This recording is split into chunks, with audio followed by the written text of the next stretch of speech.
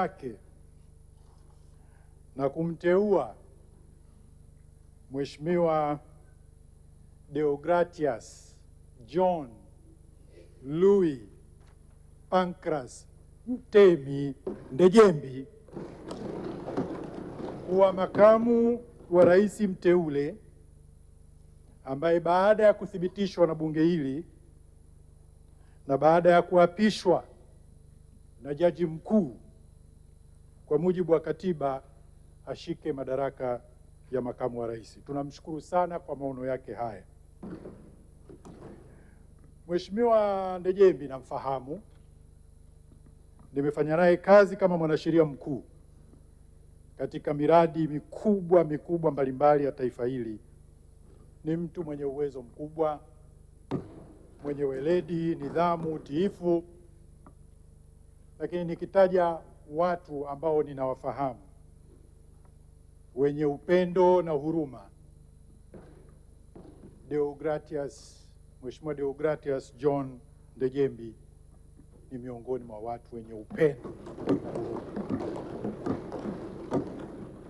Mheshimiwa Spika, kufuatia aliyekuwa makamu wa rais kuwasilisha taarifa ya kujiuzulu na baadaye kupoteza uwanachama wa chama cha siasa,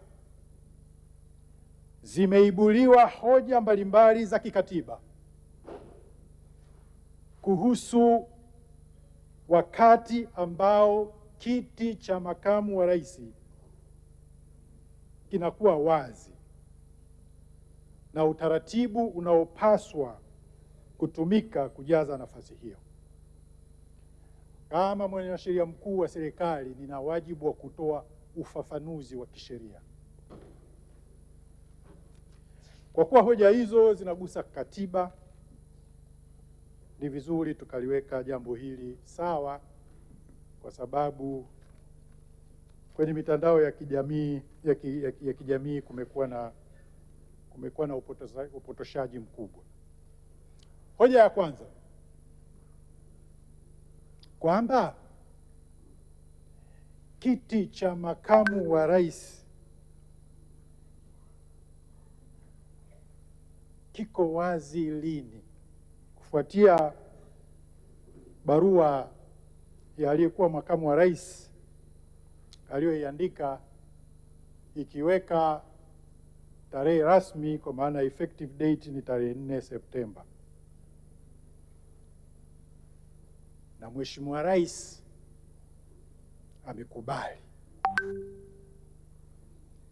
Kwa hiyo kwa hali hiyo tarehe rasmi itakuwa tarehe 4 Septemba kwa mujibu wa ibara ya 149(2), kwa sababu ibara ya 149(2) inatambua kwamba mtu aliyetoa taarifa ya kujiuzulu,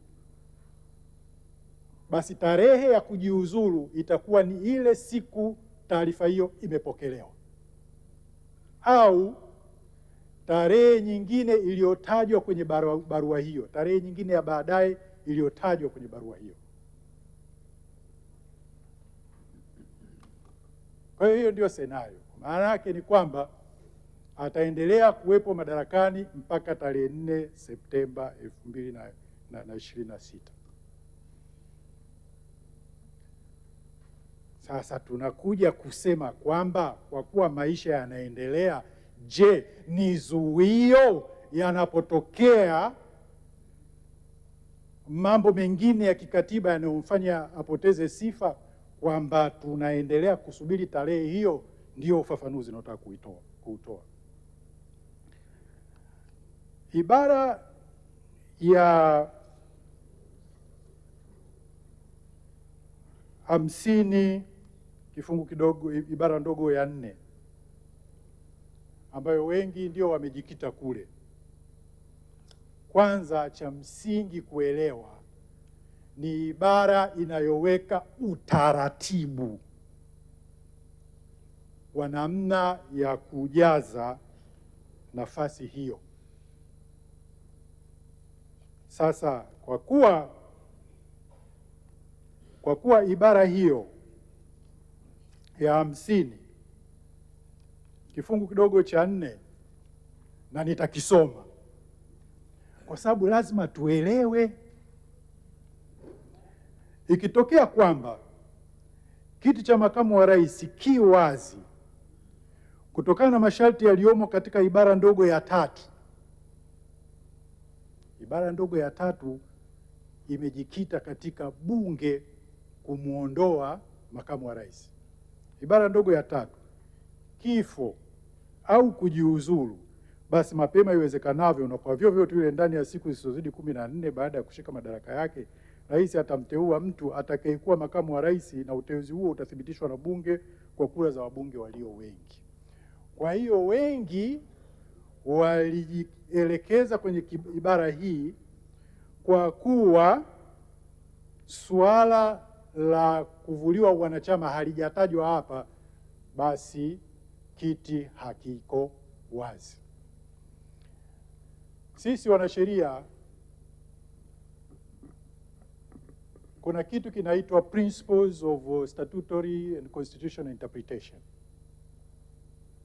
yaani ile misingi ya kutafsiri sheria. Moja ya msingi pamoja na misingi mingine ni msingi unaitwa the doctrine of harmonious construction, kwamba unapokuwa unatafsiri vifungu vya katiba na ukakutana na kifungu kinakutatiza ukiviangalia vingine, basi unatakiwa ufanye harmonious interpretation. Sasa kwa sababu issue ni makamu wa rais, unataka kumjua huyo makamu wa rais ni nani na ana sifa gani. Kwa hiyo unaachana na ibara hii, unabidi uende ukamfahamu sifa za makamu wa rais ni nani.